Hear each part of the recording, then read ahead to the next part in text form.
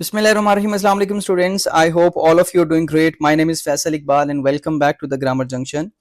Students आज की video में हम इससे पहले जितने भी ग्रामेटिकल टॉपिक्स पढ़ चुके हैं ग्रामर से रिलेटेड, सेक्शन ए से रिलेटेड और बहुत सारी चीज़ें ऐसी जो सेक्शन बी में मौजूद हैं या सी में मौजूद हैं, उनसे रिलेटेड एक डिटेल डिस्कशन करेंगे और कोशिश करूंगा कि ग्रामर के जितने कंसेप्ट्स हैं उनको आपको बहुत अच्छे से रिवाइज करवाऊँ।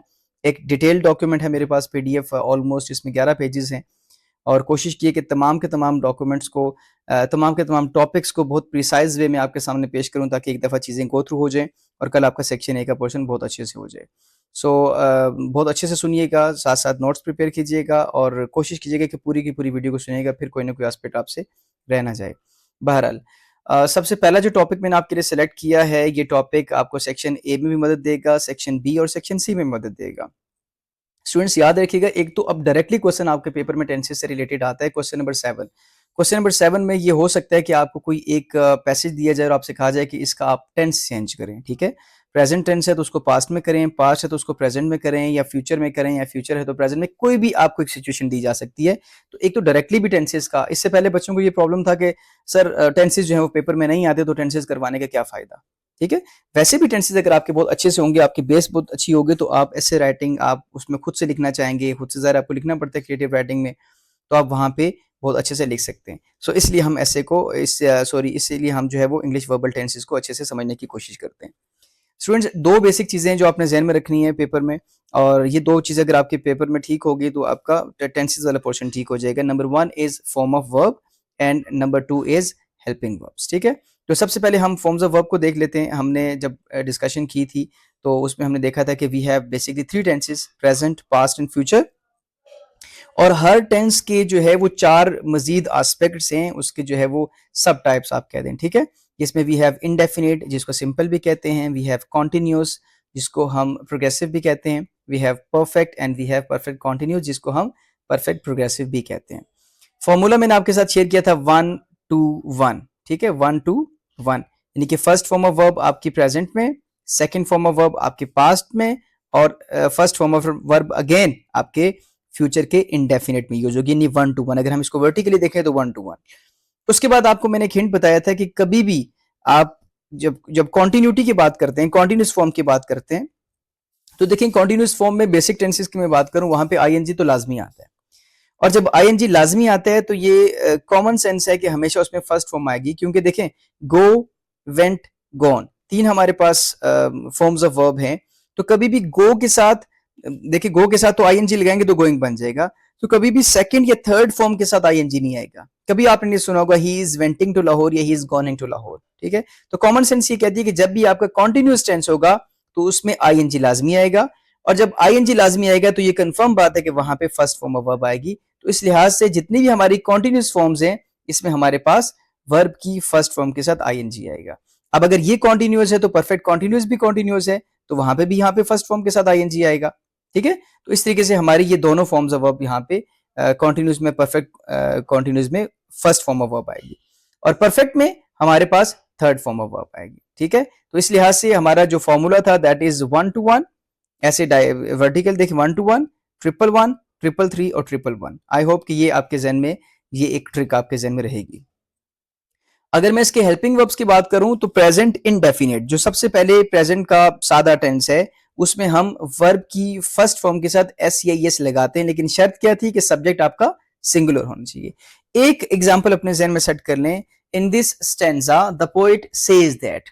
इस स्टैंजा में शायर कहता है, क्योंकि शायर सिंगुलर है, वाहिद है, तो उसके साथ हम एस या एस लगाते हैं। The poet says that, the poet say that नहीं होगा, द पोएट सेज दैट होगा। ठीक है, क्योंकि पोएट जो है वो सिंगुलर एंटिटी है। अली और अहमद खेलते हैं, Ali and Ahmad play, not plays. तो ये आपने जहन में रखना है। ठीक है, जब हम इसका नेगेटिव या इंटेरोगेटिव सेंटेंस बनाएंगे तो हम उसमें डू या डज के इस्तेमाल करेंगे, सिंगुलर के साथ डज के इस्तेमाल करेंगे, और अगर एक से ज्यादा लोग हैं, एक से ज्यादा चीजें हैं, सब्जेक्ट यानी कि प्लूरल है, तो वहां पे हम डू का इस्तेमाल करेंगे।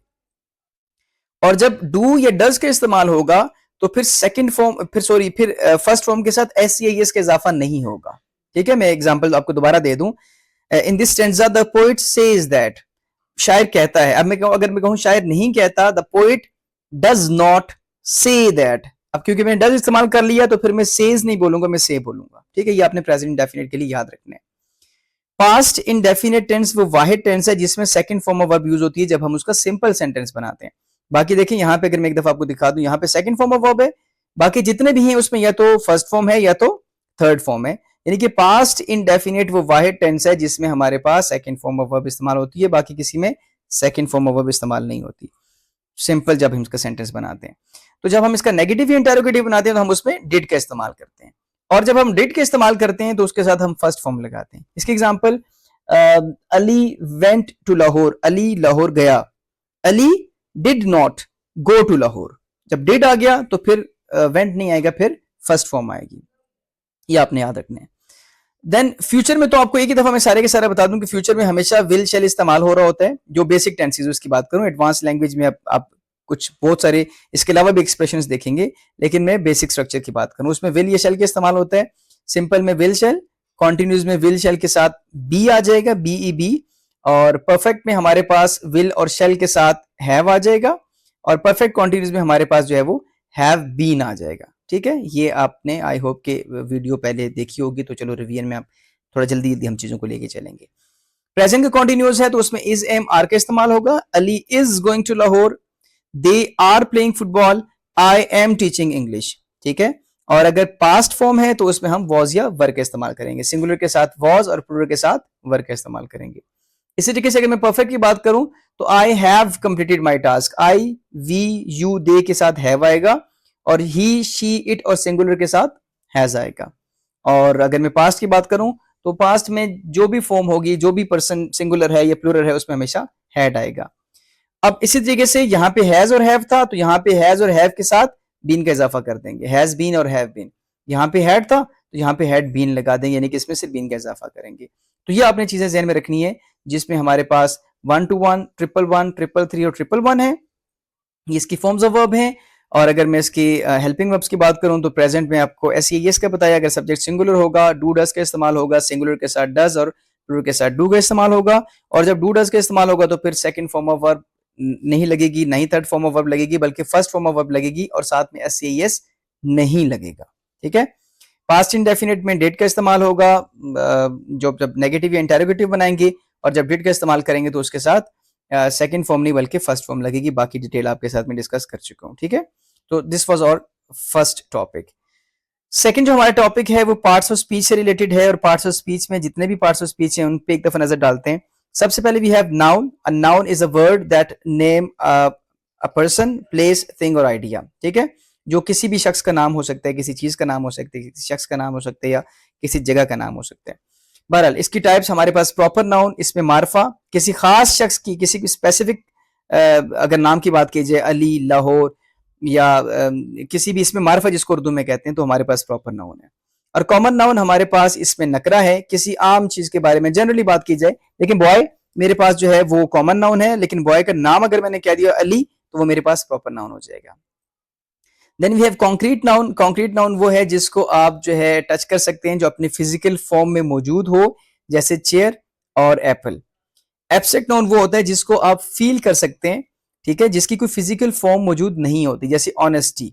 ठीक है, मैं कहता हूँ यार इसकी ऑनेस्टी भी कोई शक नहीं है, अब उसकी ऑनेस्टी कोई फिजिकल फॉर्म में मौजूद नहीं है, उसके एक्शन से देखी जा सकती है, लेकिन एक उसकी कोई फिजिकल कंक्रीट फॉर्म मौजूद नहीं है, तो हम इसे कहते हैं हमारे पास एब्स्ट्रैक्ट नाउन है। Then we have collective noun, जो कि कलेक्शन को शो करता है। ठीक है, कोई भी चीज अगर ग्रुप फॉर्म में है तो उसको शो करेगा, जैसे टीम, क्लास, आर्मी। तो ये जो वर्ड्स हैं ये हमारे पास कलेक्टिव नाउन है। Then we have material noun. Material जितनी भी चीजें हैं जो सब्सटेंसेस या मटेरियल्स हैं जो सॉलिड, लिक्विड या गैस से बने, ठीक है, उनको हम कहेंगे वो हमारे पास मटेरियल नाउन है, जैसे गोल्ड है, वाटर है। ठीक है, अच्छा मैंने आपको एक फर्क बताया था मटेरियल नाउन में कंक्रीट नाउन में, यानी कि मटेरियल में और कंक्रीट में अगर कोई चीज अपनी प्योर फॉर्म में मौजूद है, ठीक है, गोल्ड, वाटर अपनी प्योर फॉर्म में वाटर है, और उससे मजीद आगे जो है वो चीजें बनाई जा सकती हैं, तो वो हमारे पास मटेरियल फॉर्म है, हमारे पास मटेरियल नाउन है। तो कंक्रीट बेसिकली वो होता है जो आउटपुट के फॉर्म में होता है। जैसे अगर मैं वुड की बात करूं तो वुड मेरे पास मटेरियल नाउन है, वुड को आपने काटा, उसको डिफरेंट डायमेंशंस में उसको काटा, उसमें कील लगाया, जो भी किया, तो एक फाइनल लुक आपके पास जो आई वो आपके पास चेयर की आई, तो चेयर मेरे पास जो है वो कंक्रीट नाउन होगा। ठीक है, देन काउंटेबल नाउन वो होते हैं जिनकी प्लूरल फॉर्म मौजूद होती है, जिनको काउंट किया जा सकता है, जैसे पेन, और वन एग है और एक से ज्यादा हैं तो टू एग्स, थ्री एग्स, ठीक है, तो इनको हम काउंटेबल नाउन कहते हैं। अनकाउंटेबल वो नाउन होते हैं जिनको आप काउंट नहीं कर सकते। मिल्क जो है ये हमारे पास अनकाउंटेबल है, एयर जो है हमारे पास अनकाउंटेबल है, और इसके अलावा जितने भी हमारे पास एब्स्ट्रैक्ट नाउन्स हैं, ये जो एब्स्ट्रैक्ट नाउन है ये सारे के सारे हमारे पास जो है वो अनकाउंटेबल होते हैं, ठीक है। Then we have compound noun. Compound noun वो है जो जैसे साइंस में होता है कंपाउंड, दो या दो से ज्यादा चीजें मिलती हैं तो कंपाउंड बनता है। टूथ एक लफ्ज है, ठीक है, और पेस्ट एक लफ्ज है, तो जब ये मिलेंगे तो टूथपेस्ट बन जाएगा जो कि सिंगुलर एंटिटी के तौर पे कंसीडर किया जाएगा, तो ये कंपाउंड नाउन है। क्लास एक लफ्ज है, रूम एक लफ्ज है, जबकि क्लासरूम बन जाएगा तो वो सिंगुलर एंटिटी कंसीडर होगा और वो कंपाउंड नाउन कहलाएगा, ठीक है। Then we have possessive nouns. Possessive noun जो है वो ऑनरशिप को शो करते हैं, जैसे साराज बुक, सारा की किताब, टीचर का पेन, तो ये जो एपोस्ट्रोफी एस के साथ यूज हो रहे हैं, ये एपोस्ट्रोफी एस जो है यहाँ पे पोजेशन को शो कर रहे हैं, तो ये हमारे पास पोजेसिव नाउन है। आई होप कि आपने नाउन के केसेस भी देखे होंगे, एक दफा उस वीडियो को दोबारा देखिएगा अगर आपने केसेस रिवाइज करने हैं, तो यहाँ पे मैंने केसेस नहीं लिखे। बहरहाल सेकंड इज प्रोनाउन, और a pronoun is a word used instead of a noun to avoid repetition. तो जब हमने नाउन इस्तेमाल नहीं करना तो हम उसकी जगह नाउन का जब प्रोनाउन का इस्तेमाल करते हैं, ठीक है, और वो हमारे पास पर्सनल प्रोनाउन है, reflexive pronoun, emphatic pronoun, possessive pronouns, demonstrative pronouns, relative pronouns, interrogative pronouns, indefinite pronouns, reciprocal pronouns और डिस्ट्रीब्यूटिव प्रोनाउंस। पर्सनल प्रोनाउंस वो हैं जो पर्सन से रिलेटेड हैं, first person, second person, third person, he, she, it, I, we, you, they, ये सारे personal pronouns हैं। Then we have reflexive pronouns. ये इनको अच्छे से समझिएगा, रिफ्लेक्सिव और एम्फेटिक को, कि अगर रिफ्लेक्शन हो रही है, जो कि रिफ्लेक्शन से मुराद refers back to the subject. अगर मैं कहूं, अब देखें ना, यहां पे भी माई सेल्फ आ रहा है और यहां पे भी माई सेल्फ आ रहा है, इसका मतलब है कि एग्जाम्पल दोनों सेम है। अगर मैं कहूं अली स्लैप्ड हिमसेल्फ, तो जो एक्शन परफॉर्म करने वाला है वो अली है, और जो स्लैप किया उसने किसको स्लैप किया, वो इन्फ्लुएंसर ऑफ द एक्शन कौन है, रिसीवर ऑफ द एक्शन कौन है, वो भी अली है। अली स्लैप्ड हिमसेल्फ, तो यहां पे जो हिमसेल्फ आया है बेसिकली वो रिफ्लेक्शन को शो कर रहा है, क्योंकि जो डूअर ऑफ द एक्शन है वही रिसीवर ऑफ द एक्शन है, तो इस केस में ये मेरे पास रिफ्लेक्सिव प्रोनाउन हो जाएगा। एम्फेटिक प्रोनाउन में ये होगा, वो एम्फेसाइज करने के लिए इस्तेमाल होता है, जैसे अली स्लैप्ड अहमद हिमसेल्फ या अली हिमसेल्फ स्लैप्ड अहमद, ठीक है, तो उस सूरत में Ali doer of the action है और अली ने स्लैप किया अहमद को। ये दो डिफरेंट एंटिटीज हैं, दो डिफरेंट इंडिविजुअल्स हैं, दो डिफरेंट बंदे हैं, आप ऐसे कहते हैं, ठीक है। तो वहां पे अगर सेल्फ का कोई प्रोनाउन यूज हो रहा है तो हमारे पास एम्फेटिक प्रोनाउन होगा, ठीक है। इसकी ट्रिक ये है कि आपने सिर्फ अपने सेंटेंस से सब्जेक्ट को, वर्ब को और ऑब्जेक्ट को अलग करना है। अगर ऑब्जेक्ट प्लेस पे सेल्फ वाला वर्ड मौजूद हुआ, सेल्फ वाला प्रोनाउन मौजूद हुआ, तो इसका मतलब वो रिफ्लेक्सिव प्रोनाउन है। अगर ऑब्जेक्ट कोई और है, सब्जेक्ट कोई और है, उसके अलावा सेल्फ, हिम सेल्फ या हर सेल्फ या और सेल्फ यूज हो रहे हैं, तो इसका मतलब वो हमारे पास एम्फेटिक प्रोनाउन है। देन पोजेसिव प्रोनाउन वो होते हैं जो पोजेशन के लिए यूज होते हैं, जैसे mine, this book is mine, ठीक है, ये हमारे पास पोजेसिव प्रोनाउन है। डिमॉन्स्ट्रेटिव प्रोनाउंस वो होते हैं जो किसी चीज को पॉइंट करने के लिए, किसी चीज की तरफ इशारा करने के लिए जो प्रोनाउंस यूज होते हैं, ठीक है, दिस, दैट, दीज और दोज। और रिलेटिव प्रोनाउंस वो होंगे जो क्लॉजेस को लिंक करने का काम करते हैं, ठीक है। I know the book that you bought yesterday, the boy who got first position is my friend. तो यहाँ पे द बॉय हु गॉट, यहाँ पे जो हु जो है ये रिलेटिव प्रोनाउन है। तो मैंने आपको एक निशानी बताई थी कि रिलेटिव प्रोनाउन में और इंटेरोगेटिव प्रोनाउन में फर्क ये है कि कुछ केसेस में, जैसे देखिए हु यहाँ पे भी आ रहा है और हु यहाँ पे भी आ रहा है। यहाँ पे जो हु है वो सवाल पूछने के लिए इस्तेमाल हो रहा है, जैसे who is your father, who is your friend, who is your best friend. यहाँ पे हु सवाल पूछने के लिए इस्तेमाल हो रहा है तो वो इंटेरोगेटिव प्रोनाउन है। अगर वो क्लॉजेस को लिंक करने के लिए इस्तेमाल हो रहा है तो वो रिलेटिव प्रोनाउन है, ठीक है। Then we have indefinite pronoun. Indefinite pronoun वो होता है जो डेफिनेट नहीं होता, जो नॉन स्पेसिफिक थिंग्स के लिए यूज होता है, जैसे someone stole my notes from the bag, किसी ने मेरे बैग से जो है वो नोट चुरा लिए। तो अब समवन जो है एक ऐसा प्रोनाउन है जो किसी को स्पेसिफिक नहीं करता, लेकिन इसके अकॉर्डिंगली बल्कि हाँ एक दूसरा था, बल्कि यहाँ लिखा डिस्ट्रीब्यूटिव। यस, डिस्ट्रीब्यूटिव प्रोनाउंस वो प्रोनाउंस हैं जो इंडिविजुअल को रेफर किए जाते हैं ग्रुप में, जैसे each and every one, either, neither, nor, इस तरह के जो प्रोनाउन है वो सारे के सारे हमारे पास जो है वो डिस्ट्रीब्यूटिव प्रोनाउन, ठीक है। इंडेफिनिट में आप किसी को रेफर जो है किसी स्पेसिफिक चीज को नहीं करते, लेकिन डिस्ट्रीब्यूटिव में आप किसी इंडिविजुअल को जो है वो रेफर करते हो, तो ये दोनों में फर्क है। Then we have reciprocal pronoun. Reciprocal pronoun में दो एंटिटीज का आपस में एक म्यूचुअल रिलेशनशिप शो किया जाता है, ठीक है। Each other, they both love each other, यानी ये उससे प्यार करते हैं, वो उससे प्यार करते हैं। तो ये जो ईच अदर का वर्ड है, या वन एंड अदर का जो प्रोनाउन है, ये दो प्रोनाउन जो है हम इन प्रोनाउन को कहते हैं रेसिप्रोकल प्रोनाउन। देन वर्ब की बहुत डिटेल डिस्कशन है, मैंने कोशिश की है कि चले जल्दी से कम 10 उसके टाइप्स तो आपके सामने प्रेजेंट की जाए। A verb is a word that expresses action और स्टेट ऑफ बीइंग। इसके अलावा इसकी फंक्शन है, आई होप कि आपने जो इसकी वर्ब की डिटेल वीडियो है उसको आपने देखा होगा कि इसके अलावा उसके फंक्शन है, लेकिन जो मेनली उसके फंक्शन है, जो एक्शन का फंक्शन है, वो मैं यहाँ पे आपके साथ डिस्कस कर लूंगा। मेन वर्ब वो वर्ब होता है जिसके अंदर कोई मेन एक्शन होता है, किसी काम का करना या किसी काम का होना पाया जाता है। हेल्पिंग वर्ब तब होगा जब मेन वर्ब सेंटेंस में मौजूद होगा।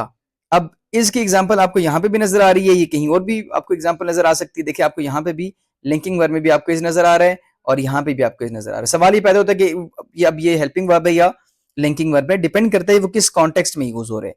अगर तो ये सेंटेंस होता कि he is writing a letter, तो राइटिंग ऑलरेडी मेरे पास एक मेन वर्ब है। ही इज रनिंग, अब रन जो है ये मेरे पास मेन वर्ब है, तो ही इज रनिंग में रन जो है ये मेन वर्ब है। इज एम आर कुछ भी ऐसे उसके साथ आ रहा है तो वो उसकी मेन वर्ब की हेल्प करने के लिए आ रहा है, तो उसको हम हेल्पिंग वर्ब बोलेंगे। देन ट्रांजिटिव और इनट्रांजिटिव वर्ब, इनको अच्छे से देखिएगा। ट्रांजिटिव वर्ब वो वर्ब होते हैं जिसको ऑब्जेक्ट जरूरत होता है, needs an object. For example she Yeats, मैं कहता हूं वो खाती है, वो क्या खाती है? शी ईट्स राइस, ठीक है। अब ये एक ऑब्जेक्ट है जो उसको चाहिए। ही लेफ्ट द कीज की एग्जांपल मैंने आपको दी थी, ही लेफ्ट, उसने छोड़ दिया। फिर उसने किसको छोड़ दिया? उसने क्या चीज छोड़ी? तो ही लेफ्ट द कीज। तो यहाँ पे कीज जो है वहां पे मौजूद है उस वर्ब को, यानी कि ईट्स एक वर्ब है, उसको एक ऑब्जेक्ट चाहिए। तो जिसको ऑब्जेक्ट चाहिए अपनी बात कंप्लीट करने के लिए वो ट्रांजिटिव है, जिसको नहीं चाहिए वो हमारे पास इंट्रांजिटिव है, ठीक है। इंट्रांजिटिव की एग्जांपल देख लेते हैं। ही स्लीप्स, अब ही स्लीप्स इसको कोई ऑब्जेक्ट नहीं चाहिए। अगर एक बच्चा ये कहता है ही स्लीप्स ऑन द बेड कहता है, तो भाई वो एक्स्ट्रा इंफॉर्मेशन है, वो तो एडवर्ब हो गया ना, कि कहां सोता है, क्यों सोता है, कैसे सोता है। तो ये एडिशनल इंफॉर्मेशन जो है ये तो एडवर्ब हो जाएगी जो वर्ब को एक्सप्लेन कर रही है, तो यहां पे इसको ऑब्जेक्ट कोई नहीं चाहिए। Then we have linking verb, जो लिंक करने के लिए इस्तेमाल होगा। जैसे मैं कहता हूं ही सीम्स हैप्पी या ही इज अ डॉक्टर। अब यहां पे इज का तो इस्तेमाल हो रहा है, लेकिन आपने देखा यहां पे कोई मेन वर्ब तो मौजूद नहीं है। जब मेन वर्ब मौजूद नहीं है तो वो हेल्पिंग वर्ब नहीं कहलाया जा सकता, तो उस सूरत में वो हमारे पास होगा linking verb. Then we have regular verb. Regular verb वो होता है जिसकी एंड पे अगर आप ई डी या डी लगाएं तो वो सेकंड या थर्ड फॉर्म बन जाएगी, ठीक है। जैसे प्ले, प्लेड, प्लेड, आपने ईडी लगाया तो वो सेकंड फॉर्म और थर्ड फॉर्म बन गई। इसी तरीके से वॉक, वॉक्ड, वॉक्ड, तो सेकंड थर्ड फॉर्म इसकी डी या ईडी लगाने से बन जाती है। इरेगुलर फॉर्म जो होती है वो नाम से जाहिर है कि इरेगुलर, किसी रेगुलर पैटर्न को फॉलो नहीं किया जाता। जैसे गो, वेंट, गोन, अब ये देखें तीनों डिफरेंट है। गो, वेंट, गोन हो जाएगा, या ईट, एट, ईटन हो जाएगा। तो ये किसी भी पैटर्न को फॉलो नहीं किया जा रहा। तीनों सेम भी हो सकते हैं, जैसे cut, cut, cut, read, read, read. तो ये हमारे पास सारी इरेगुलर फॉर्म्स हैं। Then we have finite verb. Finite verb वो होते हैं जो पर्सन्स के साथ बाउंड होते हैं, और जो उसके साथ टाइम के साथ बाउंड होते हैं, ठीक है, टेंस के साथ बाउंड होते हैं। जैसे आप बाउंड से मुराद ये कि यहाँ पे आपने ही लिखा तो आपने लिखा ही गोज, वो जाता है। अगर यहां होता दे तो होगा दे गो। अब जैसे आपने ही से दे किया, यानी कि सिंगुलर पर्सन से आपने प्लूरल पर्सन किया, तो यहाँ पे गोज की जगह गो हो जाएगा, जो हम प्रेजेंट इंडेफिनिट में पढ़ चुके हैं। तो इनको कहते हैं फाइनाइट वर्ब, जो कि बाउंड होते हैं। नॉन फाइनाइट जो वर्ब होते हैं ये बाउंड नहीं होते, ठीक है। ये two plus first form of verb, two plus first form of verb को हम क्या कहते हैं? Non finite verb. जितनी वैसे आईएनजी वाली फॉर्म होती है उनको भी नॉन फाइनाइट वर्ब्स ही कहते हैं, लेकिन two plus first form of verb को हम इन्फिनेटिव्स कहते हैं, ठीक है, इन्फिनेटिव्स कहते हैं। Then we have modal verbs, और मॉडल वर्ब वो है जो पॉसिबिलिटी को शो करते हैं, नेसेसिटी को शो करते हैं, प्रोहिबिशन को शो करते हैं, परमिशन को शो करते हैं। तो ये बेसिकली इनको हम कहते हैं सेकेंडरी हेल्पिंग वर्ब। ये भी हेल्पिंग वर्ब की तरह काम करते हैं, लेकिन ये स्पेशल किस्म के जो फंक्शन है वो परफॉर्म करते हैं। ये नेसेसिटी का फंक्शन परफॉर्म करेंगे, ये पॉसिबिलिटी का फंक्शन परफॉर्म करेंगे, ये ऑब्लिगेशन का परफॉर्म करेंगे। You must do this, he can swim, you should not do this, तो कैन, कुड, वुड, शुड, इस तरह के जो वर्ड्स हैं हम इनको कहेंगे हमारे पास मॉडल वर्ब्स हैं, ठीक है। देन वी हैव एडजेक्टिव, और एडजेक्टिव वो लफ्ज है जो किसी भी नाउन को या प्रोनाउन को मॉडिफाई करे, यानी कि उसके बारे में आपको एडिशनल इंफॉर्मेशन दे, ठीक है। डिस्क्रिप्टिव एडजेक्टिव्स वो होते हैं जो किसी भी चीज की क्वालिटी बताएं, ठीक है। क्वालिटी से मुराद उसकी खामी भी हो सकती है, उसकी खूबी भी हो सकती है, उसके बारे में कुछ भी बताएं। टॉल बॉय, स्मार्टफोन, ठीक है। क्वांटिटी क्वांटिटेटिव वो होगा जो किसी चीज की क्वांटिटी बताएगा। अब जो डिस्क्रिप्टिव है आप इसको क्वालिटेटिव भी कह सकते हैं, किसी की क्वालिटी बताना, ठीक है। और क्वांटिटेटिव वो होगा जो किसी चीज की क्वांटिटी बताए, किसी चीज की मिकदार बताए। जैसे I have some collection of books, I have some books, basically I have some toys, I have some books, there is enough water in the pond। तो enough जो है ये मेरे पास जो है क्वांटिटी बता रहा है, तो ये क्वांटिटेटिव एडजेक्टिव हो जाएगा। न्यूमरल एडजेक्टिव वो होते हैं जो नंबर से रिलेटेड होते हैं, वो बेशक नंबर जो है वो 1 2 3 4 ऐसे नंबर है, ये ऑर्डिनल नंबर है, ये कार्डिनल नंबर है। ऑर्डिनल नंबर यानी कि फर्स्ट, सेकंड, थर्ड, तो ये भी हमारे पास नंबर्स ही होते हैं, तो इनको हम न्यूमरल एडजेक्टिव कहते हैं। तो मोर स्पेसिफिकली अगर आपको ऑर्डिनल एडजेक्टिव कहा जाए तो ऑर्डिनल से मुराद ये फर्स्ट, सेकंड, थर्ड इस तरीके से लिखा होगा, ठीक है। Okay, then we have demonstrative adjective, और डिमॉन्स्ट्रेटिव वर्ड्स वो ये देखें, दिस, दैट, दीज, दोस, जैसे हमारे पास प्रोनाउन में थे, लेकिन इशारा करने के लिए इस्तेमाल हो रहे हैं, लेकिन यहाँ पे भी एडजेक्टिव के तौर पे यूज होंगे, यानी कि दिस बुक इज माइन, तो बुक मेरे पास नाउन है, दिस बुक, तो यहाँ पे दिस जो है ये डिमॉन्स्ट्रेटिव एडजेक्टिव है। देन पोजेसिव एडजेक्टिव वही एग्जांपल्स हैं जो पोजेसिव के ऊपर, my brother is very intelligent, तो माय का वर्ड जो है यहाँ पे एडजेक्टिव के तौर पे इस्तेमाल हो रहा है, और पोजेशन के लिए इस्तेमाल हो रहा है, तो ये पोजेसिव प्रोनाउंस है, सॉरी पोजेसिव एडजेक्टिव्स हैं। इंटेरोगेटिव एडजेक्टिव्स सवाल पूछने के लिए इस्तेमाल होंगे, which company do you like the most, अब कंपनी मेरे पास नाउन है, विच कंपनी, तो विच जो है यहाँ पे इंटेरोगेटिव एडजेक्टिव है, क्योंकि सवाल पूछने के लिए इस्तेमाल हो रही है। डिस्ट्रीब्यूटिव एडजेक्टिव वही एग्जाम्पल है, each boy in the class, तो ईच बॉय, बॉय लड़का मेरे पास नाउन है, ईच जो है एडजेक्टिव के तौर पे काम कर रहे हैं, और क्योंकि किसी इंडिविजुअल को रेफर किया जा रहा है तो ये हमारे पास डिस्ट्रीब्यूटिव एडजेक्टिव होगा। Then we have proper adjective जो कि प्रॉपर नाउन से बने होते हैं, जैसे पाकिस्तान से Pakistani, Pakistani culture, Pakistani army is overcoming Indian army, ठीक है। तो आप पाकिस्तान से पाकिस्तानी बन गया, पाकिस्तान एक प्रॉपर नाउन है, तो प्रॉपर नाउन से जब एडजेक्टिव बनेगा तो वो प्रॉपर एडजेक्टिव कहलाएगा। एम्फेसाइजिंग एडजेक्टिव नॉर्मली वैसे ये उस टाइप में हम कंसीडर नहीं करते, एम्फेसाइज करने के लिए ये यानी कि स्ट्रेस के लिए इस्तेमाल होती है, तो हम इसको फिलहाल की डिस्कशन, आज के डिस्कशन में कंसीडर नहीं करेंगे, क्योंकि इससे पहले डिस्कस नहीं किया, अभी डिस्कस करेंगे तो आप कहेंगे कि ये इसमें क्या चीज आ गई है, तो ये दो डिस्कशंस आप यहाँ पे छोड़ दें। Then we have adverb, adverb and adverb describes a verb, adjective और अनदर एडवर्ब, ठीक है। जो वो लफ्ज जो किसी वर्ब को मॉडिफाई करे उसको एडवर्ब कहते हैं, वो लफ्ज जो किसी एडजेक्टिव को मॉडिफाई करे उसको भी एडवर्ब कहते हैं, और वो लफ्ज जो किसी एडवर्ब को मॉडिफाई करे उसको भी एडवर्ब कहते हैं, ठीक है। मॉडिफाई करने से मुराद ये है कि उसके बारे में आपको information they, extra information they. Adverb of manner, manner जो है वो आपको बताएगा कि कोई भी काम जो है वो कैसे हो रहा है, हाउ को आंसर करेगा। एडवर्ब ऑफ टाइम, टाइम जब बताया जाएगा कोई काम कब हो रहा है। एडवर्ब ऑफ प्लेस की बात की जाए तो बताया जाएगा कि वो कहाँ पे काम हो रहा है, एक्शन हो रहा है। फ्रीक्वेंसी जो है वो बताया जाएगा, हाउ ऑफन, कितनी मरतबा कोई एक एक्शन परफॉर्म हो रहा है। ही ऑलवेज कम्स लेट, वो हमेशा लेट आता है, तो ये ऑलवेज जो है इस चीज को शो करेगा कि हाउ फ्रीक्वेंटली वो लेट आता है, तो इसको एडवर्ब ऑफ फ्रीक्वेंसी कहेंगे। डिग्री का मतलब यह है शिद्दत, हाउ मच, कितनी उसकी इंटेंसिटी है। ही इज इंटेलिजेंट, वो इंटेलिजेंट है, इंटेलिजेंट यहाँ पे मेरे पास एडजेक्टिव है, ही इज वेरी इंटेलिजेंट, ठीक है। तो वेरी जो है उसकी डिग्री बताएगा। इंटेरोगेटिव एडवर्ब जो है सवाल पूछने के लिए इस्तेमाल होगा, जाहिर है उसके नाम से जाहिर है, used in question form wait, ठीक है। और रिलेटिव एडजेक्टिव जो है क्लॉजेस को कनेक्ट करने के लिए इस्तेमाल होगा। देन अफर्मेटिव एडवर्ब जो है वो एग्रीमेंट्स के लिए, किसी चीज पे एग्री होते हैं, surely, indeed, there is no doubt in this, ठीक है। तो indeed in the messenger of Allah you have a good example to follow, तो यहाँ पे इंडीड जो है बिलाशुबा, इस बात में कोई शक नहीं है, तो कंफर्म करने के लिए। Then we have negative adverb जो किसी चीज को डिनाई करने के लिए इस्तेमाल होंगे। और सेंटेंस एडवर्ब वो होगा जो पूरे सेंटेंस को मॉडिफाई करेगा, मॉडिफाइज द होल सेंटेंस, जैसे ऑनेस्टली, उसके बाद कॉमा लगा के पूरी बात की, ऑनेस्टली ही लाइड, ईमानदारी से कह रहा हूं कि उसने जो है वो झूठ बोला, तो यहाँ पे ऑनेस्टली जो है एक कंप्लीट जो एंटायर सेंटेंस, जो रेस्ट ऑफ द सेंटेंस है उसके पूरे सेंटेंस के ऊपर उसको मॉडिफाई कर रहे हैं, उस पर कॉमेंट कर रहे हैं, so this is sentence adverb. Then we have preposition. A preposition shows relationship of a noun or pronoun with another word in the sentence. अब ये noun या pronoun preposition इसे क्यों कहा जाता है कि किसी भी noun या pronoun से पहले आके उस noun या pronoun का ताल्लुक जो है वो बाकी sentence के जो elements हैं उनके साथ दिखाया जाता है. तो we have preposition of time, we have preposition of place, we have preposition of direction, we have preposition of cause, preposition of agency, preposition of instrument, preposition of चलें ये बाकी की इन चीजों को आप इनको छोड़ दें. अब इसमें क्या है कि देखें preposition की जो डिस्कशन है मैंने पहले भी आपको वहां पे कहा था कि preposition डिपेंड करता है वो किस कॉन्टेक्स्ट में यूज हो रहा है.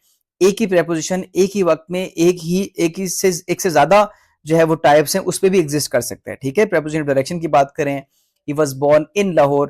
अब यहाँ पे इन कह रहे हैं हम, लेकिन अगर मैं कहता हूं कि the cat is in the box तो वहां पे भी इनका इस्तेमाल हो रहा है. तो ये एक ही वक्त में डिफरेंट कैटेगरीज में यूज हो सकते हैं. आई होप कि प्रेपोजिशन के लिए आपको उस प्रेपोजिशन की जो प्रॉपर वीडियो है उसको आपको डिटेल में देखना पड़ेगा. बहरहाल एक दफा मैंने आपको मोटी मोटी चीजें यहाँ पे रिवाइज करवा दी. अच्छा, देन कंजंक्शंस हैं. कंजंक्शंस वो होते हैं, वो वर्ड्स होते हैं जो फ्रेजेस को और वर्ड्स को और सेंटेंसेस को जोड़ने का काम करते हैं. ठीक है, हम इसमें यहाँ पे डिस्कशन करेंगे कोऑर्डिनेट कंजंक्शन और सबऑर्डिनेट कंजंक्शन और कोरिलेटिव कंजंक्शन. ठीक है, ये तीनों की डिस्कशन करेंगे. अगर आपने पढ़ना है तो स्क्रीनशॉट लेके बाकी पढ़ सकते हैं, लेकिन ये तीन आपके पेपर के लिए इनफ है.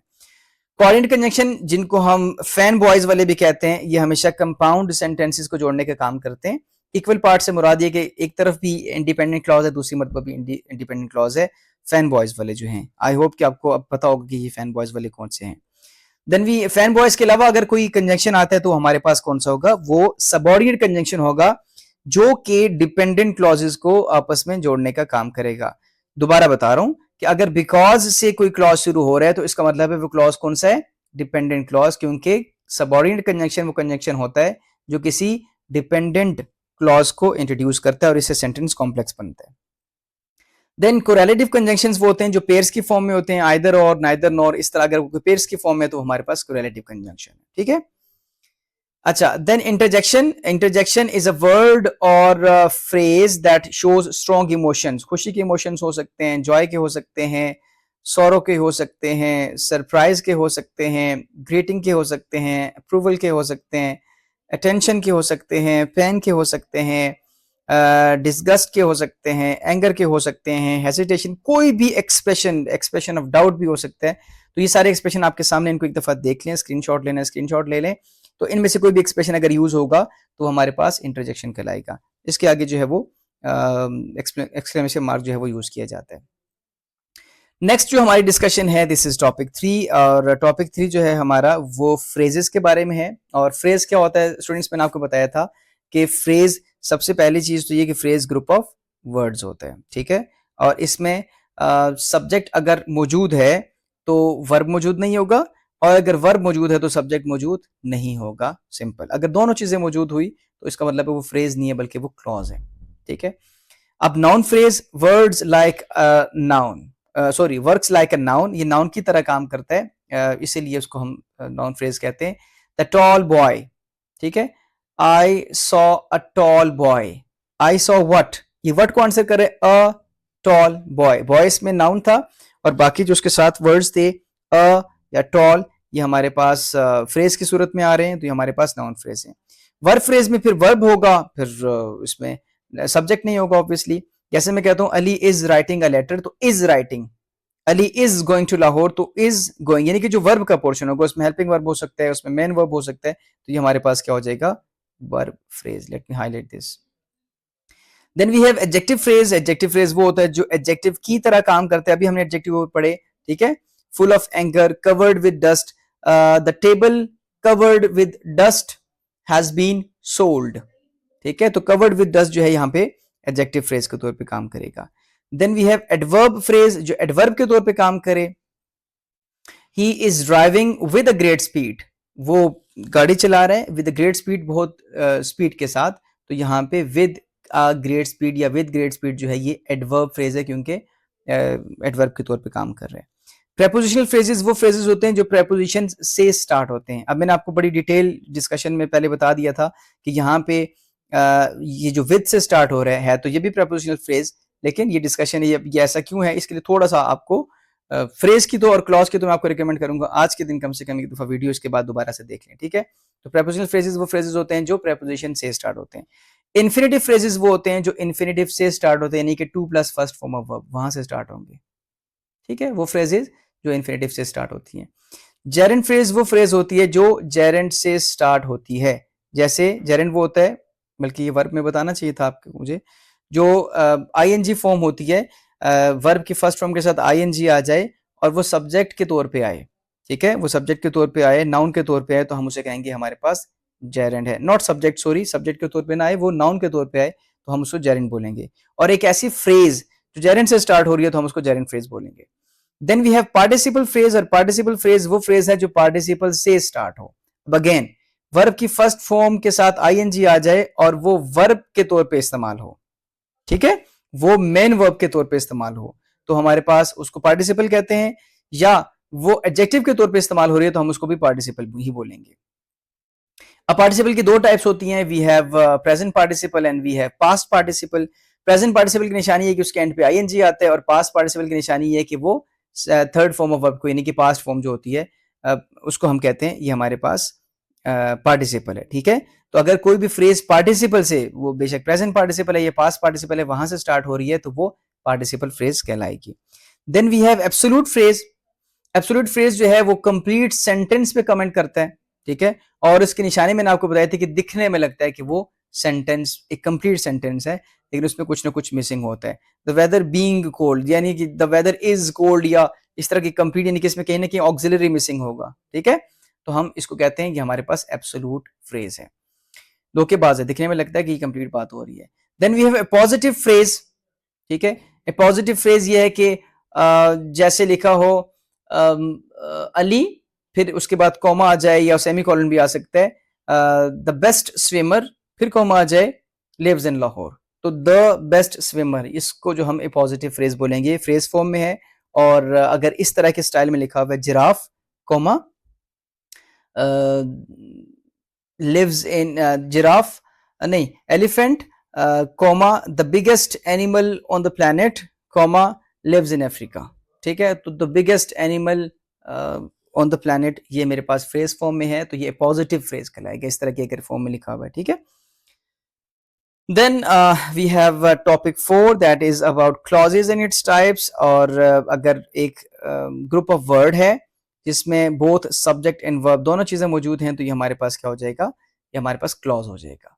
क्लॉज इंडिपेंडेंट भी होता है और क्लॉज डिपेंडेंट भी होता है। इंडिपेंडेंट वो होगा जिसमें सारी की सारी बात समझ में आ जाएगी, डिपेंडेंट और नाम से ज़ाहिर है किसी दूसरे क्लॉज पे डिपेंड करेगा, तो अगर उसको खाली आप बोलेंगे तो खाली अकेले में इसकी बात समझ में नहीं आएगी।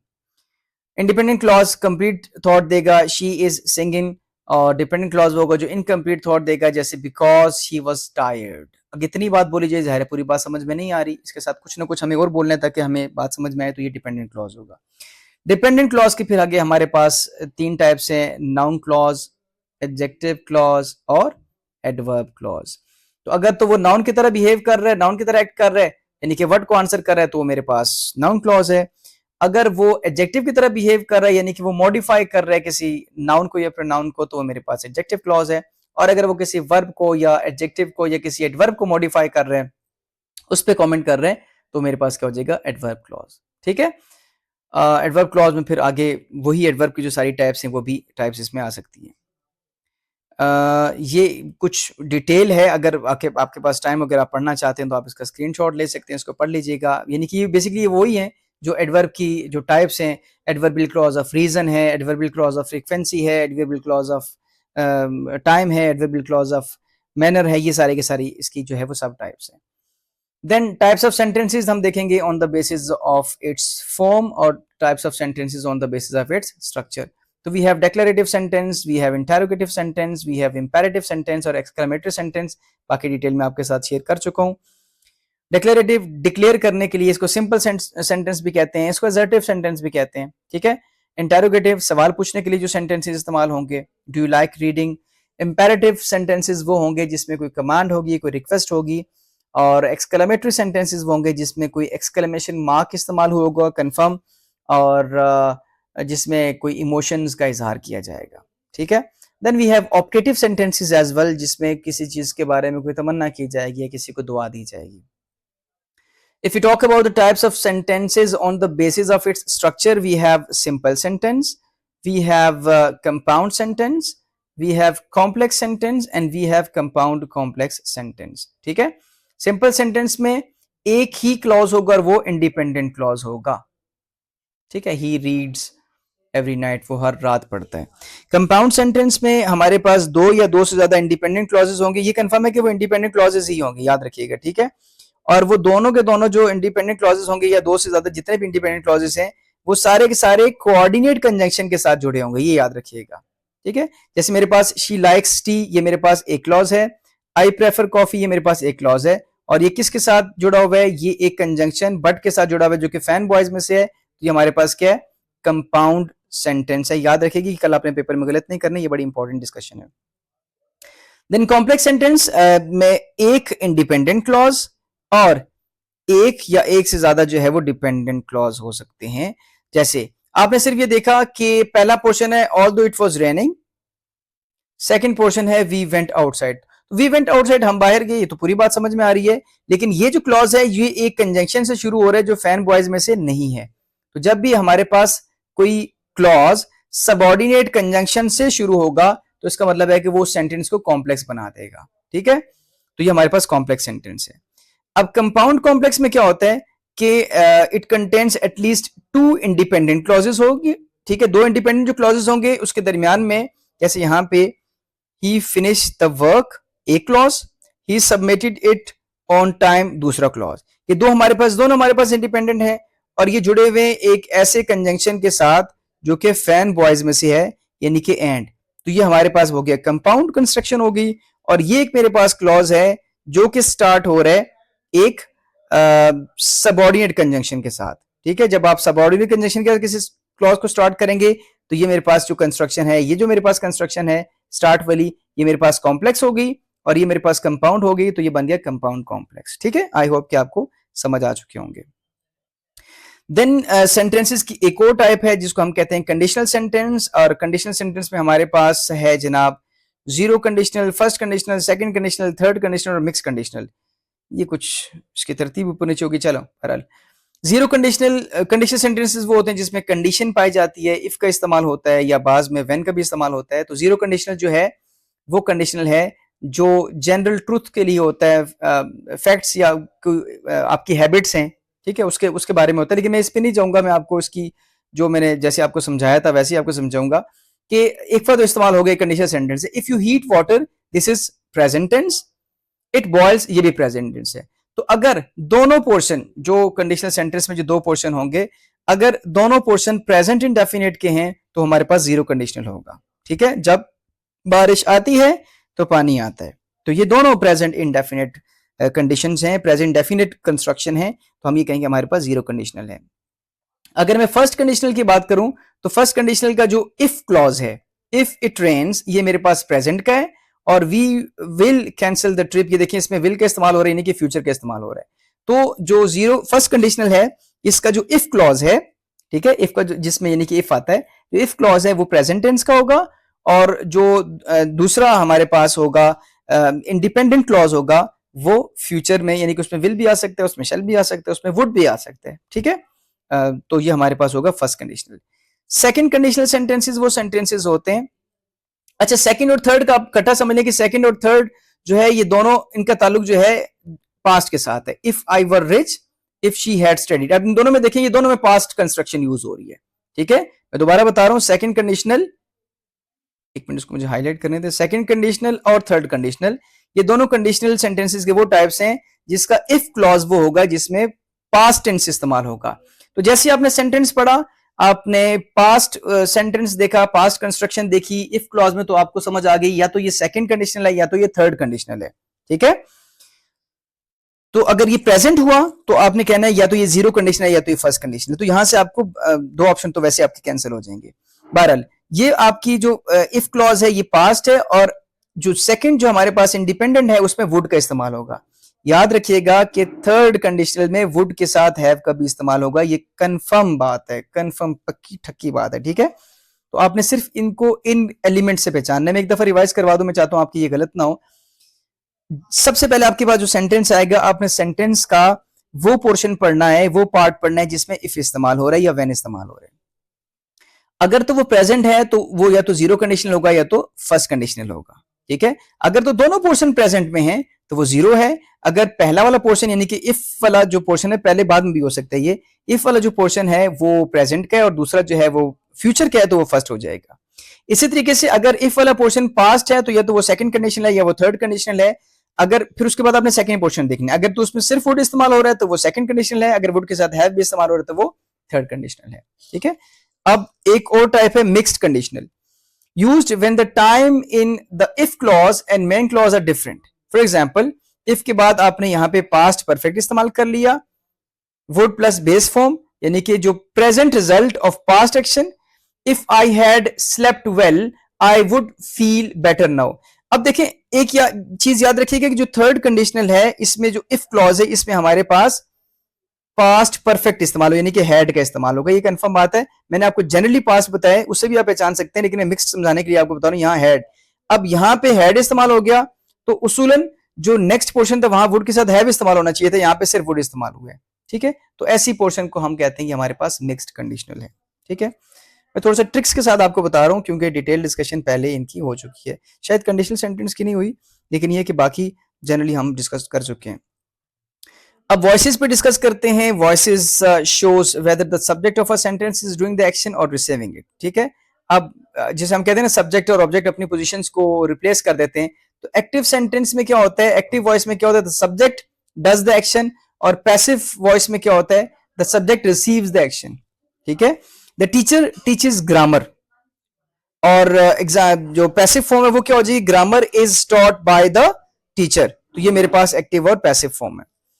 अगर मैं इसके रूल्स की बात करूं तो यहां से आप समझ लें कि सबसे पहले आपने ये करना होता है कि जो ऑब्जेक्ट है, द टीचर टीचेस ग्रामर, जो ऑब्जेक्ट है, ऑब्जेक्ट को आपने सब्जेक्ट की जगह पे लेके आना होता है और सब्जेक्ट को अपने ऑब्जेक्ट की जगह पे लेके आना होता है, यानी कि अपनी जगह चेंज कर देते हैं। सेकंड, जब हम एक्टिव से पैसिव में जाते हैं कभी भी हमारा टेंस चेंज नहीं होता। अगर टेंस प्रेजेंट में है तो प्रेजेंट में रहेगा, पास्ट है तो पास्ट में रहेगा, ठीक है। अब देखिए यहां पे द टीचर टीचेस, ये मेरे पास प्रेजेंट इंडेफिनिट टेंस है और ग्रामर इज टॉट बाय, तो यहाँ पे इज एमआरबी प्रेजेंट में इस्तेमाल होता है, तो ये यहाँ पे हमारा कोई टेंस चेंज नहीं हुआ। उसके बाद जो है वो हमेशा थर्ड फॉर्म ऑफ वर्ब इस्तेमाल होगी। यहाँ पे टॉट, यहाँ पे ऊपर टीचर्स था, कोई भी सेंटेंस है जिसको आप एक्टिव से पैसिव में जा रहे हैं तो हमेशा थर्ड फॉर्म ऑफ वर्ब इस्तेमाल होगी। उसके बाद बाय का इस्तेमाल करेंगे और एंड पे तो आप ऑब्जेक्ट वैसे ही लेके आ गए, ठीक है। तो ये आप जो है वो उसकी कुछ एग्जाम्पल्स देख लीजिएगा, बल्कि हाँ एग्जाम्पल्स मैंने आपके लिए यहाँ पे सेट की हुई है।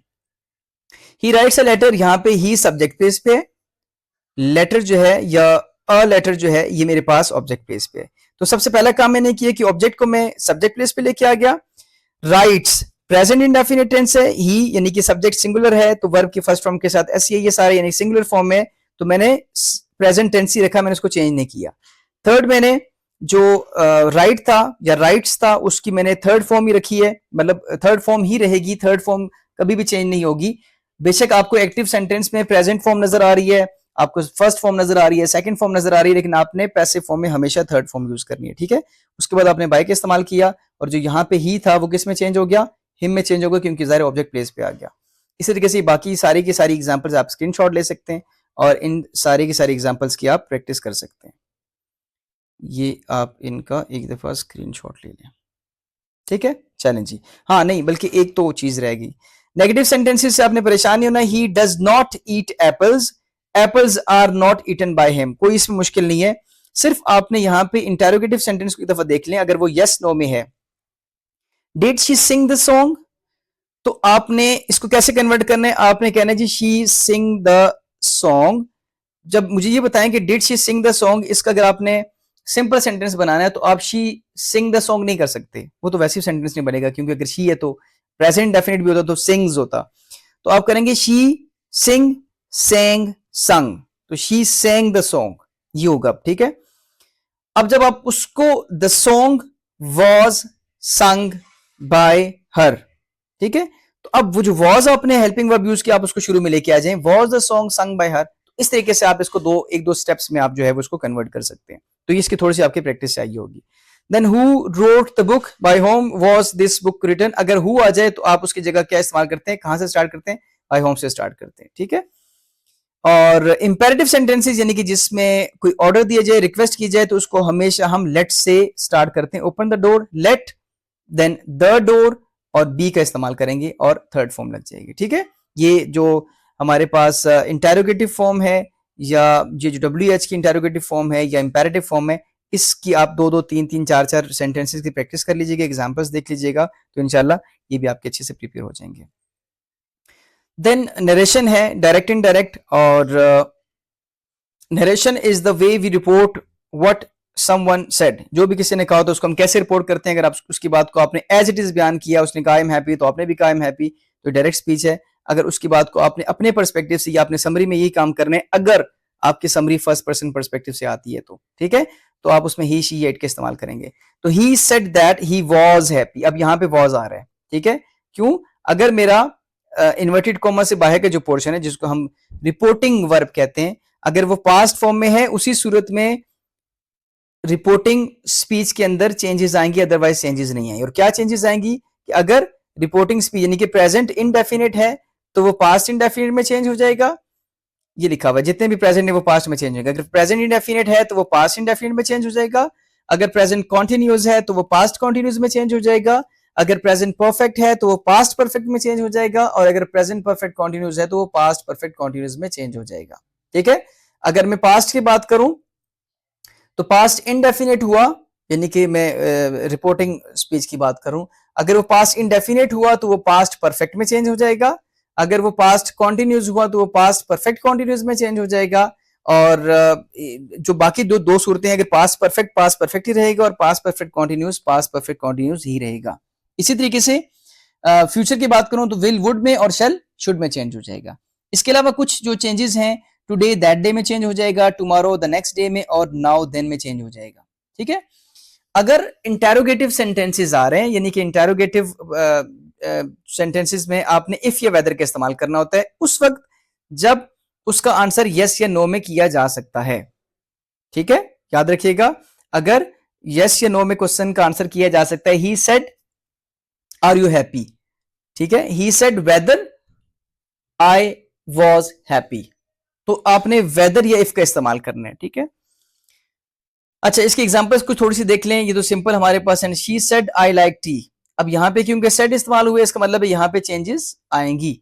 तो she said that I like T, तो यहाँ पे आई की जगह मैंने शी लगा दिया क्योंकि आई फर्स्ट पर्सन है। First person according to subject change होगा, second person according to object change होगा, और थर्ड पर्सन में कोई चेंज नहीं आएगा, ठीक है।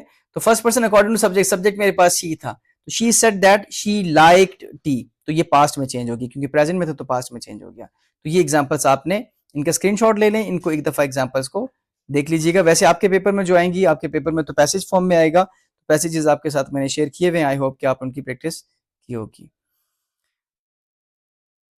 अच्छा जी, ये एक एग्जांपल यहां से यस नो वाले क्वेश्चन की देख लें। मैंने आपको कहा था कि अगर यस नो वाला क्वेश्चन आ जाएगा तो आप इफ का इस्तेमाल करेंगे या आप वेदर का इस्तेमाल करेंगे। He asked do you play football, he asked if I played football, यहां पे आप दैट नहीं लगाएंगे।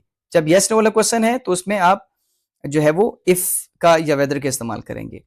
अगर यस नो वाला क्वेश्चन नहीं है, she asked where are you going, अब इसका सवाल, इस सवाल का जवाब यस या नो में तो नहीं दे सकते, तो आप कहेंगे she asked where I was going. तो ये वेयर से स्टार्ट हुए तो हमने भी यहां पे वेयर ही लगाना है, यहां पे भी दैट नहीं लगाना, ठीक है। इफ और वेदर सिर्फ हमने यस नो में लगाना है। इंपेरेटिव सेंटेंसेस की बात की जाए तो he said close the door, तो हम कहेंगे he told me to close the door, ठीक है। यहां पे हमने टू का इस्तेमाल करना है, यानी कि हमने यहां पे two plus first form of verb, ये इसको मैं हाईलाइट कर देता हूं, two plus first form of verb, यानी कि आपने इन्फिनेटिव का इस्तेमाल करना है, ठीक है। अच्छा, अगर आपके पास इंपेरेटिव सेंटेंसेस नेगेटिव फॉर्म में आ जाते हैं, ठीक है, she said do not be late या डोंट बी लेट, तो she told me not to be late, तो ज़ाहिर है यहां पे नॉट का इस्तेमाल आप करेंगे। अच्छा, एक्सक्लेमेटरी सेंटेंसेस आ जाते हैं, व्हाट अ वंडरफुल डे, तो आपने इसका करना है ही एक्सक्लेम्ड दैट, एक्सक्लेम का आपने एक्सप्रेशन यूज करना है, that it was a wonderful day, ठीक है। आपने अक्सर बच्चे यहां पे करते हैं he exclaimed that what a wonderful day, ऐसे नहीं होगा, he exclaimed that it was a wonderful day, तो ये हमारे पास एक्सक्लेमेटरी सेंटेंसेस हो गए। एनालॉजी की बात की जाए तो analogy is basically a comparison between two things to show similarity, usually to explain और क्लैरिफाई एनी आइडिया। अच्छा, एनालॉजी की एग्जांपल मैंने यहाँ पे वैसे एग्जांपल में जो दूसरे तरीके से लिखनी चाहिए थी, लेकिन चले बहरहाल एनालॉजी में क्या होगा कि जो दो चीजें होंगी उनका आपस में आपने उनका रिलेशनशिप देखना है। जैसे मैंने कहा था कि exercise is to fitness, exercise से फिटनेस आती है, तो आपसे कहा जाएगा मेडिसिन इज टू डैश, तो मेडिसिन इज टू क्योर। तो ये आप थोड़ा सा उस पर गौर करेंगे तो आपको वैसे समझ, यानी कि पहली दो चीजों का कनेक्शन देख लिया कि एक्सरसाइज करने से फिटनेस आती है, तो मेडिसिन करने से क्या होता है, मेडिसिन अगर आप लेते हैं प्रॉपर तरीके से तो उससे फिट रहते हैं या क्योर होता है, यानी कि इलाज होता है। देन हमारे पास इन्फेरेंस का टॉपिक था। Inference basically a logical guess और conclusion based on evidence and reasoning not directly stated. तो आपने क्या करना है, she came in with wet clothes and an umbrella. वो जब कमरे में दाखिल हुई तो उसके कपड़े गीले थे और शी हैड एन अम्ब्रेला, तो इसका मुराद क्या है, इट वाज रेनिंग आउटसाइड। तो आपने जो भी आपको एक कॉन्टेक्स्ट दिया जाएगा उस कॉन्टेक्स्ट को गौर से पढ़ना है, उस कॉन्टेक्स्ट से रिलेटेड आपसे एक क्वेश्चन पूछा जाएगा और उसके चार ऑप्शंस होंगे, वहां से आपको उसका आंसर करना होगा। Topic number 11 is about point of view. Point of view क्या होता है, किसी भी शख्स का या किसी भी राइटर का पर्सपेक्टिव, कि जिस पर्सपेक्टिव से कोई भी बात कही जा रही है, कि कोई भी स्टोरी सुनाई जा रही है, ठीक है। First person point of view तब होता है जब आई का या वी का प्रोनाउन इस्तेमाल होता है, ठीक है। Second person point of view कब होता है, जब कोई भी राइटर जो है वो यू का प्रोनाउन इस्तेमाल करते हैं। और थर्ड पर्सन पर्सपेक्टिव कब होता है, जब कोई भी राइटर ही, शी या इट का इस्तेमाल करते हैं। और इसमें थर्ड पर्सन लिमिटेड एक अलग टाइप है और थर्ड पर्सन ऑमनिसेंट। इसको गौर से समझिएगा कि अगर कोई भी शख्स, the narrator is outside the story and knows the thoughts and feelings of only one, इसको बोल्ड भी किया हुआ, ओनली वन कैरेक्टर, एक ही कैरेक्टर के थॉट के बारे में बात हो रही है तो वो लिमिटेड है। अगर एक से ज्यादा कैरेक्टर्स की बात हो रही है या उनके थॉट्स की बात हो रही है तो वो हमारे पास क्या हो जाएगा, ऑमनिसेंट हो जाएगा। She was very nervous about exam but he felt confident. अब यहाँ पे किसी लड़की की भी बात हो रही है, किसी लड़के की भी बात हो रही है, तो एक से ज्यादा कैरेक्टर थे तो ये ऑमनिसेंट है। इस लिमिटेड की एग्जांपल में देखिए, she looked at the door wondering if he would come. अब यहाँ पे ही के प्रोनाउन तो इस्तेमाल हुए हैं, लेकिन क्योंकि ये इसी के थॉट्स की बात की गई है, तो अगर एक शख्स या उसके थॉट्स की बात की जा रही है तो वो लिमिटेड है। और अगर एक शख्स या एक शख्स से ज्यादा के थॉट्स की, एक शख्स से ज्यादा की बात की जा रही है या एक शख्स से ज्यादा के थॉट की बात की जा रही है, तो हमारे पास थर्ड पर्सन ऑमनिसेंट हो जाएगा। उसके बाद we have types of poetry. Sonnet जो है वो 14 लाइन की पोएम को कहा जाता है। हाइकू जो है वो 3 लाइन की जापानीज स्टाइल की पोएम होती है। फ्री वर्स वो पोएट्री की फॉर्म होती है जिसमें कोई राइम या रिदम को फॉलो नहीं किया जाता। बैलेड एक ऐसे नैरेटिव पोएम को कहा जाता है जिसमें कोई स्टोरी को सुनाया जाता है, ठीक है, नैरेटिव पोएम भी कह सकते हैं। एपिक पोएट्री जो होती है वो हीरोइक डीड्स पे होती है और ये बहुत बड़ी पोएम होती है, लॉन्ग नैरेटिव पोएम्स होती हैं। लेमरिक जो है ह्यूमरस पोएम होगी जो कि 5 लाइंस पे मुश्तमिल होगी। एलिजी जो है जिसको उर्दू में मरसिया कहते हैं, ये मौनफुल पोएम है, यानी कि किसी के गम में लिखी होती है, स्पेशली किसी ऐसे शख्स के बारे में जो मर गया हो। ओड जो है एक लिरिकल पोएम है जिसमें किसी चीज को प्रेज किया जाता है या किसी चीज की तारीफ की जाती है बेसिकली। और नैरेटिव पोएम नाम से जाहिर है वो जिसमें किसी स्टोरी को सुनाया जाता है with characters and a plot. आप कहेंगे सर बैलेड भी तो वही था, तो ये मैंने वहां पे भी इसका नाम इसलिए ले लिया था कि उसमें भी स्टोरी ही सुनाई दी जाती है, ठीक है। एक्रोस्टिक एक ऐसी पोएम को कहा जाता है कि जिसके अगर आप फर्स्ट जो लेटर्स होते हैं, हर लाइन के पहले लेटर को अगर आप देखें तो आपको कोई एक प्रॉपर वर्ड मिलेगी। जैसे मैंने आपको एग्जांपल होप की दी थी, HOPE, पहली लाइन एच से शुरू हो रही है, दूसरी O से, थर्ड P से और फोर्थ E से, तो इसका मतलब है होप अगर वर्टिकली देखा जाए, ठीक है। ब्लैंक वर्स और फ्री वर्स एक ही चीज है, डिफरेंसेस हैं लेकिन मैं यहाँ पे तो ज्यादा डिस्कस नहीं करूंगा। जो ये पोएम है ये अनराइम्ड पोएट्री होती है, कोई राइमिंग स्कीम को फॉलो नहीं किया जाता, यानी फ्री वर्स में लिखी जाती है।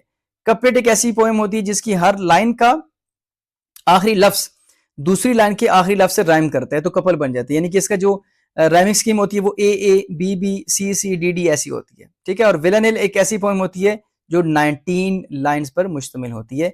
ये टाइप्स ऑफ पोएट्री आपके साथ डिस्कस किए थे कुछ दिन पहले। आई होप कि आपने वीडियो देखी होगी, आप इनको इसका स्क्रीनशॉट भी ले सकते हैं। देन अगर स्टोरी की बात की जाए, स्टोरी की ये जॉनर्स ऑफ लिटरेचर चल रहा है, ठीक है। नॉवल की बात की जाए तो नॉवल जो है एक लॉन्ग फिक्शनल स्टोरी होगी जिसमें कॉम्प्लेक्स कैरेक्टर्स होंगे।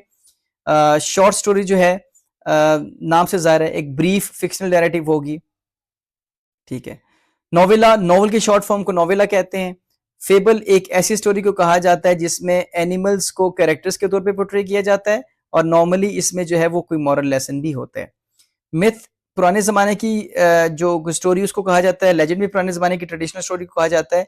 लेकिन मिथ में जो है वो जो मेन कैरेक्टर्स होते हैं वो गॉड या गॉडेसेस होते हैं और लेजेंड में जो है वो रियल पीपल यानी कि आम लोग होते हैं। ठीक है। फेरी टेल एक ऐसी कहानी को कहा जाता है जो एक मैजिकल स्टोरी हो, नॉर्मली बच्चों के लिए जो है वो इस बच्चों की स्टोरीज होती हैं। Then we have parable, a story teaching a moral और स्पिरिचुअल लेसन, एक ऐसी कहानी जिसमें कोई मॉरल लेसन हो। ठीक है, उसको हम पैराबल कहेंगे। Wait let me highlight this. One act play एक ऐसी स्टोरी को कहा जाता है जो कि एक शॉर्ट प्ले होता है जो एक ही एक्ट के अंदर जो है वो खत्म हो जाता है। ठीक है, एक से ज्यादा एक्ट इसमें नहीं होंगे। Drama story told through dialogues and performances, drama लिखा ही इसी इंटेंशन से जाता है कि उसको परफॉर्म किया जाए। कॉमेडी एक ऐसी जॉनर को कहते हैं जिसमें किसी को अम्यूज करने के लिए या एंटरटेन करने के लिए जो है वो यानी कि मज़ाहिया वर्ड्स और पंच लाइन्स होंगी, उसको कॉमेडी कहेंगे। ट्रेजेडी एक ऐसी स्टोरी को कहा जाता है जो एक सीरियस स्टोरी होती है और इसके एंड पे जो है आपका प्रोटैगनिस्ट या एंटेगनिस्ट जो है उसको कोई ना कोई नुकसान पहुंचता है या मर जाता है। ठीक है, डिजास्टर्स एंडिंग होती है इसकी। Folk tale is a traditional story passed down orally through generations, जो कि जुबानी कलामी जो है वो सीना बसीना लोगों तक जो है पहुंचती है, इसको फोक टेल कहते हैं। बायोग्राफी किसी भी राइटर के बारे में, किसी एक शख्स के बारे में जो उसकी जिंदगी के बारे में जो आपने लिखा होता है उसको बायोग्राफी कहते हैं। अगर कोई शख्स अपने बारे में लिख रहा है तो वो ऑटोबायोग्राफी होगा। फिगर्स ऑफ स्पीच की बात की जाए तो वी हैव सिमिली, कंपैरिजन के लिए इस्तेमाल होगी सिमिली, और उसमें लाइक या एज का इस्तेमाल किया जाएगा, इसको हम सिमिली बोलेंगे। मेटाफर में भी आप कंपेयर करते हैं चीजों को आपस में, लोगों को कंपेयर कर सकते हैं, लेकिन इसमें एज या लाइक का इस्तेमाल आप नहीं करेंगे। पर्सोनिफिकेशन में इन एनिमेट ऑब्जेक्ट को ह्यूमन क्वालिटीज दी जाती हैं नॉन ह्यूमन थिंग्स को, यानी कि द विंड, अब विंड जो है वो इन एनिमेट ऑब्जेक्ट है, बेसिकली नॉन लिविंग थिंग है ना, तो आप उसको कहेंगे द विंड विस्पर्ड, या कोई भी एब्स्ट्रैक्ट क्वालिटी भी हो सकती है। The story jumped over the pages, अब स्टोरी एक एब्स्ट्रैक्ट चीज है तो वो जंप तो नहीं कर सकती, और हवा जो है वो सरगोशी नहीं कर सकती, तो इंसानों वाली क्वालिटीज दी गई, this is personification. Hyperbole is basically exaggeration, किसी चीज को बढ़ा चढ़ा के पेश करना। I have told you million times, मैंने आपको लाखों करोड़ों दफा ये चीज समझाई है। ठीक है। एलिट्रेशन में रेपिटेशन ऑफ कॉन्सोनेंट साउंड होगी, लेकिन याद रखिएगा कि वो बिगिनिंग साउंड होगी, जैसे Peter, Piper,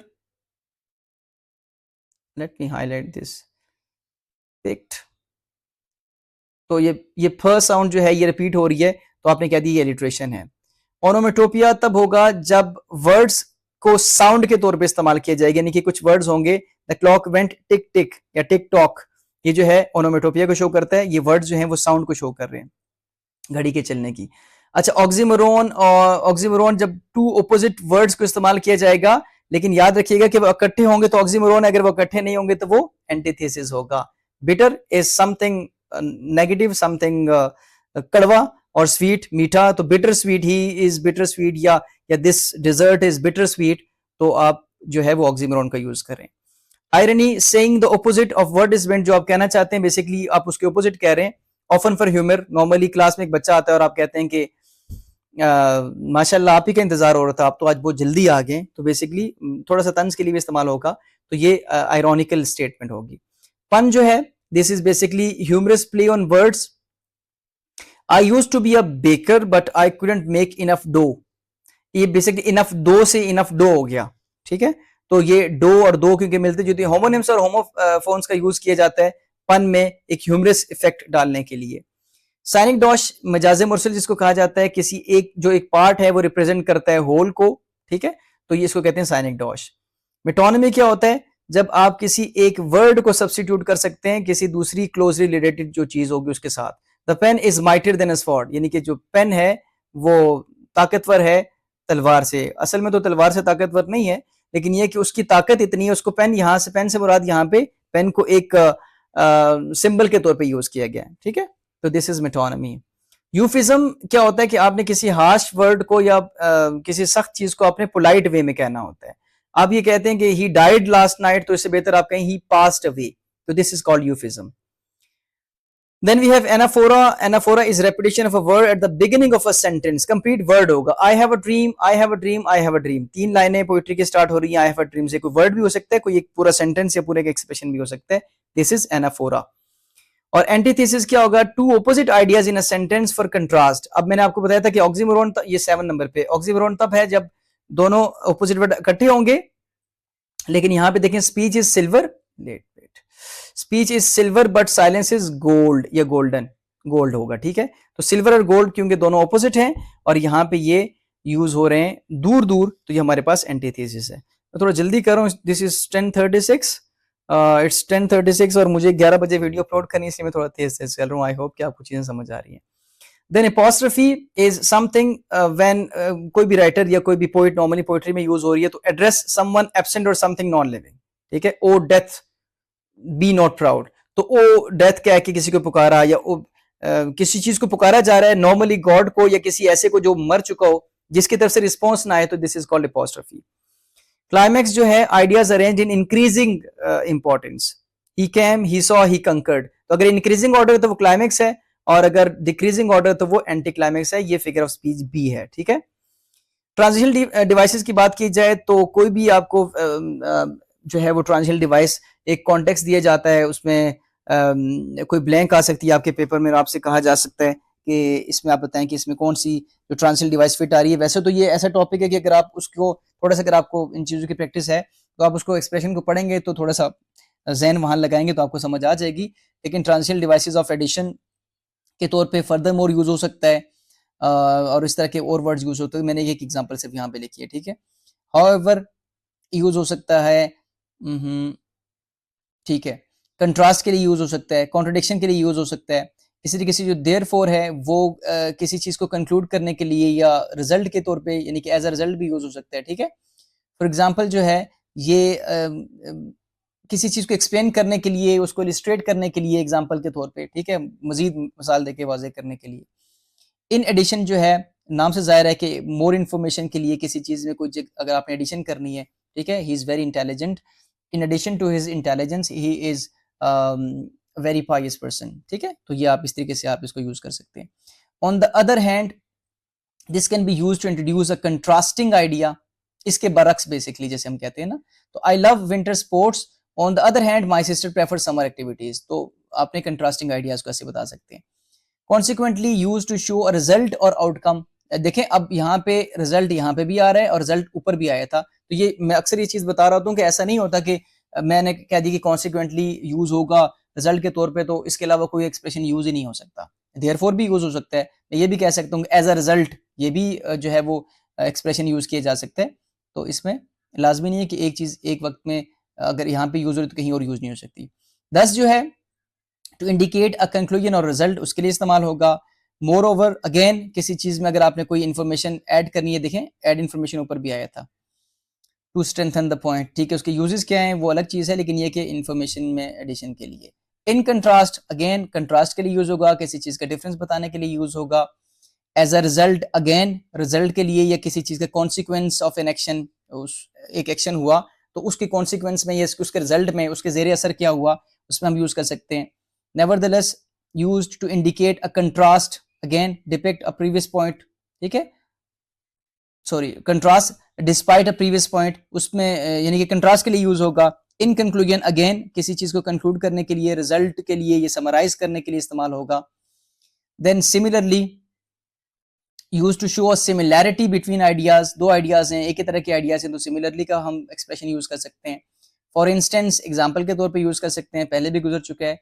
as well as, again अगर इंफॉर्मेशन में आपने किसी चीज का एडिशन करना है, कोई चीज इंक्लूड करनी है, आप वहां पे यूज कर सकते हैं. Otherwise use to show what would happen if something is not done. अगर एक एक्शन नहीं होता तो उसके क्या आउटकम हो सकते हैं, वो जो है आप अदरवाइज का एक्सप्रेशन यूज करके इस्तेमाल कर सकते हैं. Then meanwhile, use to show a parallel event occurring at the same time. ठीक है, एक एक्शन हो रहा है और उसी के साथ साथ इसी असना में ये हो गया, तो उसको हम मीनवाइल कहते हैं. Even though, use to contrast despite something, ये भी कंट्रास्ट के लिए इस्तेमाल हो रहा है. ऑन द कॉन्ट्ररी, ये भी एम्फेसाइज करने के लिए और कंट्रास्ट के लिए, कॉन्ट्रडिक्शन के लिए यूज हो रहा है. ठीक है, तो ये सारे के सारे एक्सप्रेशन यूज किए जा सकते हैं। एलिमेंट्स ऑफ प्लॉट की बात की जाए तो एक्सपोजिशन, एक्सपोजिटरी, इंट्रोडक्टरी पोर्शन होता है किसी भी स्टोरी का। मैंने यहाँ पे लॉर्ड ऑफ द फ्लाइज की एग्जांपल लिख दी है, उसको आपने अच्छे से पढ़ लेना है। देन राइजिंग एक्शन, जब मुख्तलिफ इवेंट्स होते हैं, सीरीज ऑफ इवेंट्स होते हैं, अक्सर जब इसकी डेफिनेशन आती है तो सीरीज ऑफ इवेंट्स का जिक्र लाजमी होता है, ठीक है। मैं एक्सपोजिशन में एक दो बातें और बता दूं कि इसमें कैरेक्टर्स को इंट्रोड्यूस करवाया जाता है, इसमें सेटिंग को इंट्रोड्यूस कराया जाता है और जो बेसिक सिचुएशंस हैं उसको बताया जाता है। तो स्टोरी क्योंकि आगाज हो रहा होता है तो उसमें चीजें जो है वो उसका तारुफ कराया जाता है। राइजिंग एक्शन जो है इसमें सीरीज ऑफ इवेंट्स होते हैं और आहिस्ता आहिस्ता करके वो जो इवेंट्स हैं वो टेंशन बिल्डअप करते हैं, क्योंकि इसके बाद का जो पोर्शन है वो क्लाइमैक्स का पोर्शन होता है और जितने अच्छी सीरीज ऑफ इवेंट्स होंगी उतना अच्छा आपका क्लाइमैक्स होगा। क्लाइमैक्स जो है वो टर्निंग पॉइंट होता है और किसी भी स्टोरी का सबसे इंटेंस मोमेंट होता है, ठीक है। अच्छा जी, उसके बाद we have following action. Climax के बाद का जो पोर्शन होता है, the events that follow the climax and lead towards resolution, और अब आहिस्ता आहिस्ता स्टोरी जो है वो रेजोल्यूशन की तरफ जाती है, एंडिंग की तरफ जाती है, तो this is called following action. और रेजोल्यूशन स्टोरी का लास्ट पार्ट होता है जहां पे स्टोरी कंक्लूड, उसका कंक्लूजन होता है और जितने भी कॉन्फ्लिक्ट्स होते हैं वो रिजॉल्व हो जाते हैं और जो भी स्टोरी का एंड होता है बेसिकली जो भी मॉरल लेसन राइटर देना चाहता है तो वो उस वहां पे स्टोरी उस मॉरल लेसन के साथ एंड हो जाती है, ठीक है। So these were some of the definitions of elements of plot. इनका स्क्रीनशॉट लेके तो फिर डेफिनेशंस को पढ़ लीजिएगा। रेफरेंसेस की बात की जाए तो we have two type of references. References are words और फ्रेजेस ऑफन प्रोनाउंस और determiners used to point out other things in the sentence, conversation और outside world. They help avoid repetition and maintain coherence in communication, ठीक है।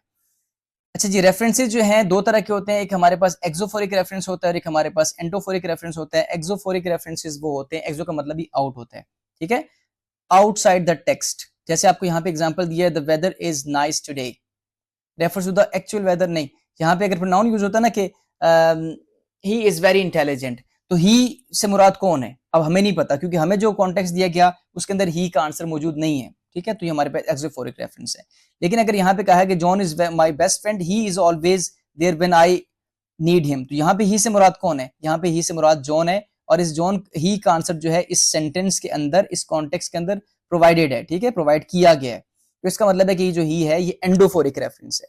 और अगर उस pronoun का antecedent, उस प्रोनाउन का जो आंसर है वो उस सेंटेंस के अंदर बताया गया है, तो वो एंडोफोरिक, और एंडोफोरिक की फिर मजीद दो टाइप्स हो जाएंगी, एनाफोरिक या और कैटाफोरिक रेफरेंस, ठीक है। एना ए पहले आता है, तो अगर तो प्रोनाउन को आपने देखना है, अगर प्रोनाउन से पहले उसका एंटीसीडेंट इस्तेमाल हो रहा है तो वह एनाफोरिक रेफरेंस होगा, और अगर प्रोनाउन के बाद उसका एंटीसीडेंट यूज हो रहा है तो हम उसे कहेंगे हमारे पास कैटाफोरिक रेफरेंस है, ठीक है। तो आई होप कि मैंने आपके मैक्सिमम टॉपिक्स को जो है वो एक दफ़ा कवर किया और ये सारी की सारी डिस्कशन आपके साथ की। ये डॉक्यूमेंट भी मैं आपके साथ शेयर कर देता हूँ, अभी मैं आपको व्हाट्सएप चैनल पे भी आपके साथ शेयर करता हूँ और इसका लिंक जो है मैं इसको बल्कि जो हमारी फाइल है, जो हमारी ड्राइव है उसमें भी मैं इसको रख देता हूँ। आई होप कि ये लेक्चर आपके लिए बहुत ज़्यादा इन्फॉर्मेटिव हुआ होगा और इससे आपको बहुत ज़्यादा फ़ायदा हुआ होगा। 10:44 हो रहे हैं और मुझे इसको भी अपलोड करना है 11 बजे से पहले-पहले, और मेरी तरफ से बड़ी एफ़र्ट रही है। तो आई होप कि इसका आप जो है वो अच्छा यूज़ करेंगे और इंशाल्लाह कल आपका पेपर बहुत अच्छे से होगा। मिलते हैं, आपके तो पेपर के बाद ही मिलेंगे, अब जो है वो फर्स्ट ईयर वालों के साथ मिलेंगे इंशाल्लाह। तो मिलते हैं इंशाल्लाह नेक्स्ट वीडियो में, तब तक के लिए अल्लाह हाफ़िज़, स्टे ब्लेस्ड।